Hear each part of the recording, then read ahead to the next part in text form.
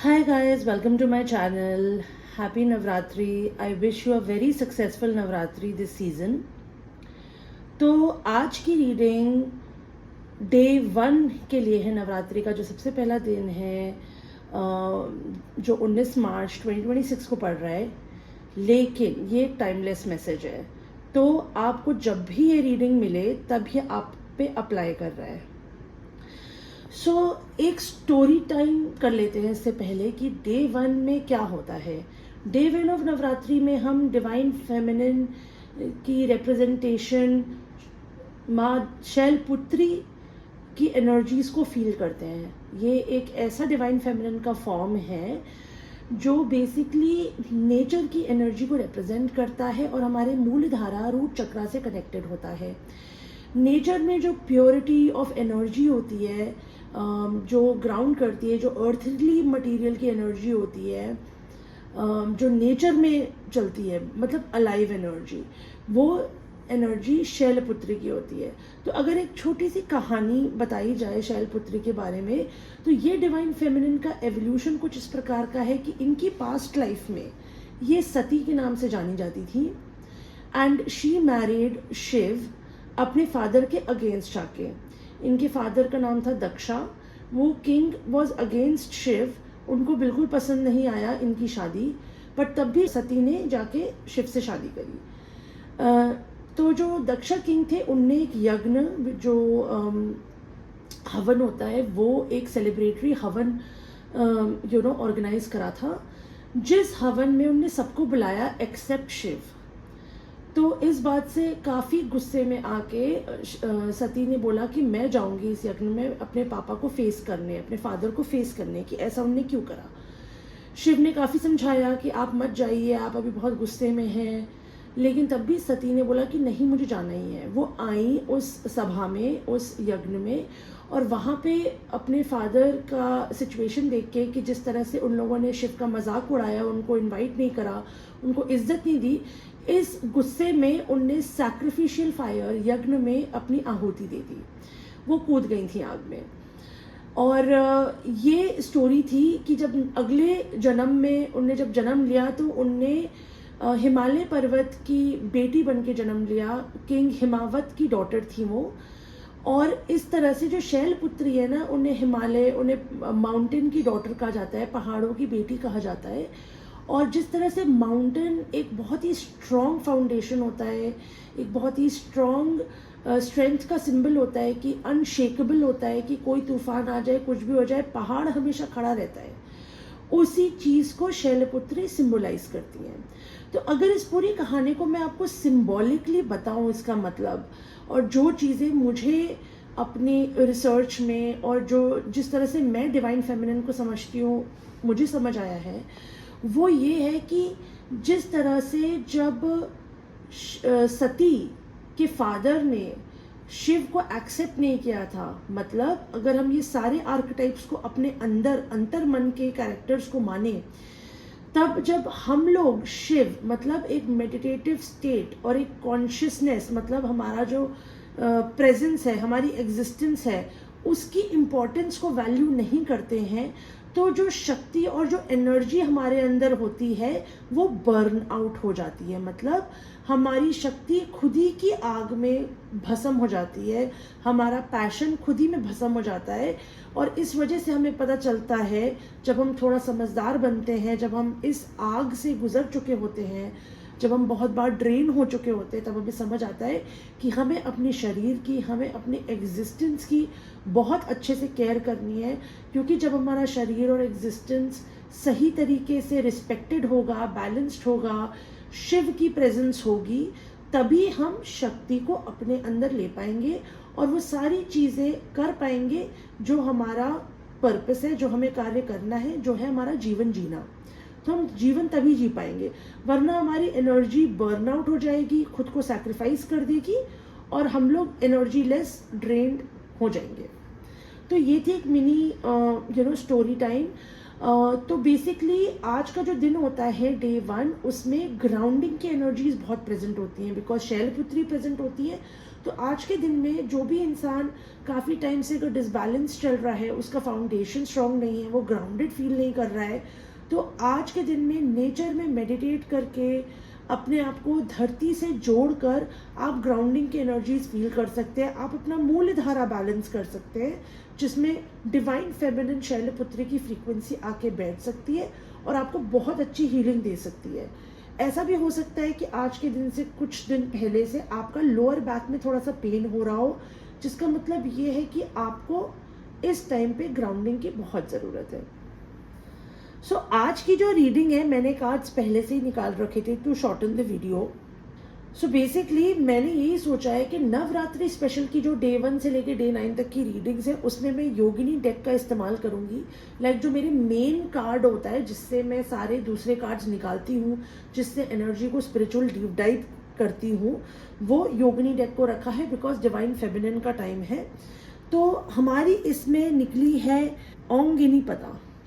तो ये जो हमारी डिवाइन फेमिनिन का आर्केटाइप निकला है, इसको देखते ही मुझे कुछ चीज़ें एकदम से साफ साफ दिख रही थी। एक मुझे दिख रहा था कि कोई इंसान मेडिटेटिव स्टेट में बैठा हुआ है, उसने हाथ जोड़े हुए हैं, लेकिन हाथ हार्ट स्पेस के ऊपर जोड़ा हुआ है और वो ग्राउंडेड है, आलती पालती मार के कोई ज़मीन में बैठा है। और लेयर्स देखिए, ऐसा लग रहा है कि वाइब्रेशंस ज़मीन की तरफ जा रहे हैं।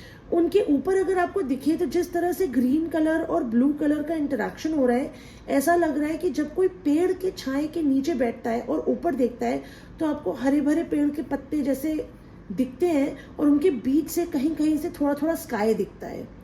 तो इस कार्ड को, और जिस तरह से फ्लावर खिलता हुआ दिख रहा है, आपको अगर दिख रहा होगा, तो ये फ्लावर जो है ना, बिल्कुल मूल धारा की याद दिला रहा है मुझे, रूट चक्रा की याद दिला रहा है कि रूट चक्रा किस तरह से खुलेगा आज अगर आप नेचर से कनेक्ट करेंगे। सो बेसिकली इस चीज़ को देख के मुझे ऐसी चीज़ लग रही थी कि जो डे 1 ऑफ नवरात्रा है इस सीज़न का, उसमें ग्राउंडिंग आपके मूल धारा को तो बैलेंस करेगी, बट ये चीज़ बहुत ही ज़रूरी है आपके हार्ट को कम्प्लीटली ओपन अप होने के लिए, जो आई थिंक थोड़े दिनों में इसी डिवाइन फेमिनिन की जर्नी में आएगा। हार्ट ओपन होना इसलिए ज़रूरी है क्योंकि ये जिस भी कलेक्टिव के लिए है, उनको अभी तक जॉय नहीं मिला है। अपना जॉय नहीं मिला है मतलब उन्हें पता नहीं चल रहा है कि उन्हें किस चीज़ में जॉय होता है, किस चीज़ में उनको खुशी आती है, किस चीज़ में वो लाइट हार्टेड होते हैं, कौन सी चीज़ है जो उनके सोल को खुश कर देती है, उनके दिल को मतलब बिल्कुल खोल देती है और उनके इनर चाइल्ड को इनर चाइल्ड तक का कनेक्शन बनाती है। तो ये नवरात्र में मुझे ऐसा लगता है कि एक जर्नी में आप चलेंगे जिसके बाद आपका इनर चाइल्ड आपके अडल्ट पर्सन के साथ इंटीग्रेट कर लेगा। ये इनर चाइल्ड को एक्सेस करने के लिए जो जर्नी में चलना है उसकी रीडिंग है। तो फर्स्ट डे के दिन मुझे दिख रहा है नेचर ज़रूरी है। पेड़ देखिए, पेड़ों के बीच के पत्तों के बीच से स्काई देखिए, धरती के नीचे की लेयर्स को महसूस करिए और आपको इससे बहुत ग्राउंडिंग फील होगी। जब मैंने सारे कार्ड्स निकाले, मैं एनर्जी फील करके कार्ड्स निकालती हूँ, तो जब मैंने वो निकाले तो मुझे एक पैटर्न दिखा कि सारे कार्ड्स में 2-3 कलर्स हैं जो दिख रहे हैं। ग्रीन के शेड्स, ब्लू के शेड्स, ठीक है, ग्रीन और ब्लू के बहुत सारे शेड्स हैं। तो मुझे बिल्कुल नेचर की वाइब लग रही थी क्योंकि नेचर में ग्रीन एंड ब्लू के शेड्स होते हैं। और रेड और येलो है।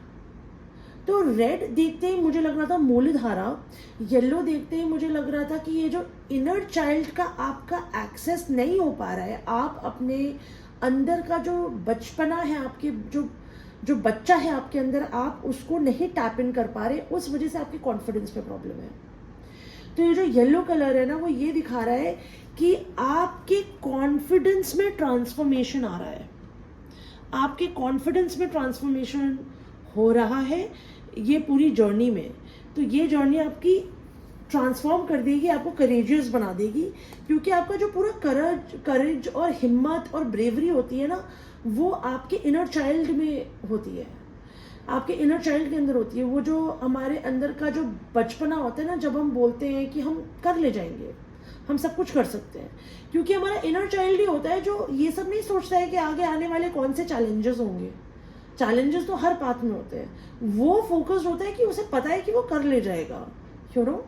तो ये जो सांप बना हुआ है और जिस तरह से ये एक येलो एरिया के अंदर है, मुझे देखते ही समझ आ गया था कि किसी का करेज स्पेस ट्रांसफॉर्म हो रही है, किसी की सोलर प्लेक्सिस एरिया ट्रांसफॉर्म होगा इस जर्नी में, उनका इनर चाइल्ड बाहर आएगा। और वैसे भी जो हमारे 9 दिन का ये नवरात्रि होती है, एंड में राम नवमी मनाई जाती है, जो basically solar plexus and arrival and berthing को सेलिब्रेट करता है।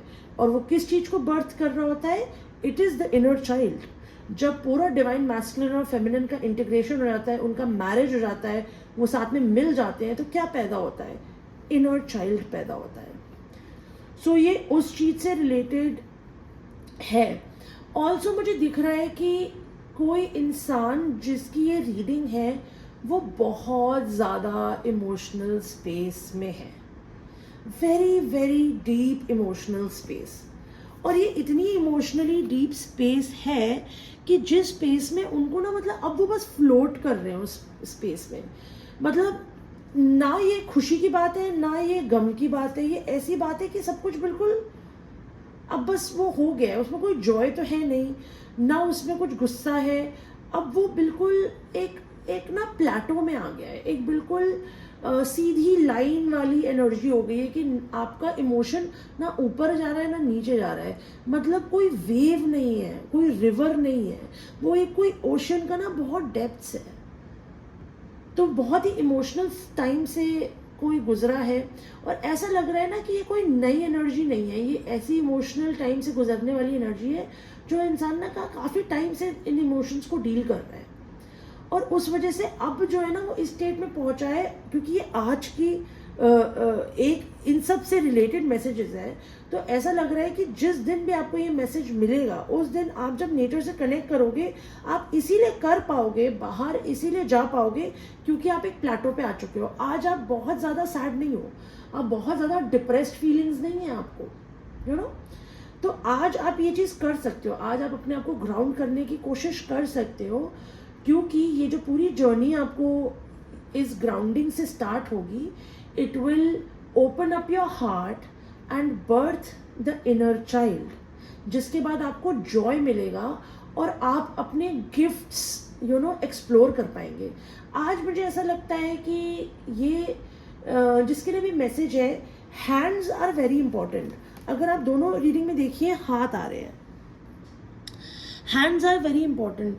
तो मुझे ऐसा लगता है कि ये जिसको भी ये मैसेज मिलेगा, जब भी मिलेगा, समथिंग अबाउट योर हैंड्स, या तो आपको अपने हाथों को यूज़ करके कुछ बनाना है, या तो आज आप अपना खाना बनाइए, कोई भी क्राफ्ट करिए, कोई भी अपने हाथों से कुछ भी चीज़ करिए, बिकॉज वो एक डायरेक्ट लिंक है to get grounded, to activate the nature within you. जो हमारे अंदर का एक नेचर होता है ना, एक हमारे अंदर की फ्रीक्वेंसी होती है, उसको एक्टिवेट करने के लिए हाथों की एनर्जी बहुत हेल्प कर सकती है हमें। क्योंकि मुझे पता है कि सब लोग ऐसे नहीं होते जिनको नेचर में जाना पसंद है, स्पेशली अगर वो कुछ बुरे वक्त से गुजर रहे हैं, तो एकदम से हमें बाहर जाना पसंद नहीं होता, बिकॉज नेचर, ऑब्वियसली नेचर सबको पसंद होता है, लेकिन काफ़ी लोगों को बाहर जाओगे तो बहुत सारे लोग होते हैं, वो काफ़ी लोगों के साथ इंटरेक्ट नहीं कर पाते, काफ़ी लोग आइसोलेशन में होते हैं, राइट। तो आपको ऐसी चीज़ें भी करनी चाहिए जो आप अपने हाथ से कर सकते हैं, जो आपको ग्राउंडिंग एनर्जीज देगी। आप अपने लैपटॉप में, यूट्यूब में कोई नेचर का वीडियो लगा सकते हैं, आप वो भी कर सकते हैं। मतलब कुछ भी चीज़ ऐसे करिए जो आपको रेस्टेड, रिलैक्स्ड फीलिंग दे, जो आपके मूलाधारा चक्र का जो फ्लावर है उसको ब्लॉसम करे, और आप अर्थ की एनर्जी से कनेक्ट कर पाओ। मुझे थोड़े बहुत ग्लिम्सेस दिख रहे हैं पेड़ के, जिस तरह से इसमें पेड़ का पीछे बैकग्राउंड है ना, मुझे थोड़े बहुत ग्लिम्सेस दिख रहे हैं, बट वो ऐसे दिख रहे हैं कि अभी हमें दिख नहीं पा रहा है, हमें पता नहीं है, लेकिन ये हमारे अबंडेंस का जो ट्री होता है ना, उस ट्री को ग्रो करने की शुरुआत है। किसी का अबंडेंस, लव, फाइनेंसेस, ये जो ग्रोथ होती है, जैसे पेड़ होता है ना, जो एक सीड से पूरा पेड़ बनता है, उसकी शुरुआत है।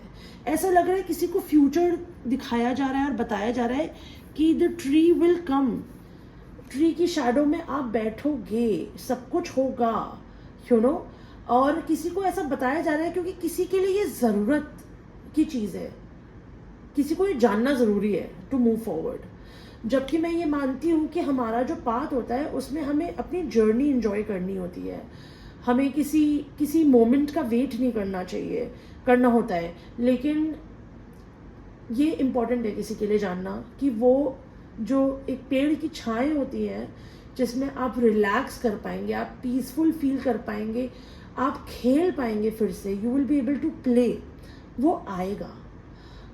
आई नो कोई बहुत डीप इमोशंस टैप कर चुका है तो बहुत ही इमोशनली सैड, डिप्रेस्ड और लो वाइब्स फील कर चुका है, बट आप ऑब्जर्व करिए, आज आप काफ़ी स्टेबल हैं, बहुत लो नहीं फील हो रहा, आप जर्नी स्टार्ट कर रहे हैं। ग्राउंड करिए एनर्जीज को, अपना जो एक आपका जो एक अबंडेंस का ट्री है उसको अपने दिमाग में रखिए। आपका करेज ट्रांसफॉर्म हो रहा है, इनर चाइल्ड बाहर आ रहा है, आपको डरने की ज़रूरत नहीं है, आप सब कुछ कर पाएंगे, सारी चीज़ें कर पाएंगे। आज का मैसेज सिर्फ इतना ही। मैं एक टैरो कार्ड निकाल लेती हूँ कंफर्मेशन के लिए।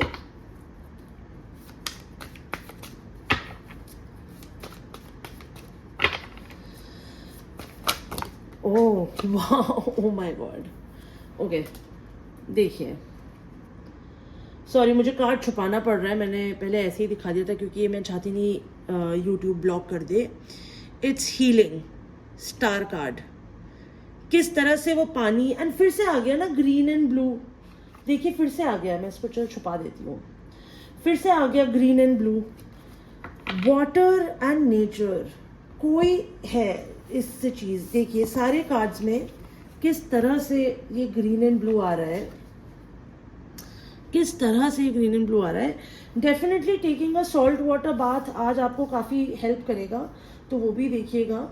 एंड नेचर से कनेक्ट करना विल बी वेरी हेल्पफुल।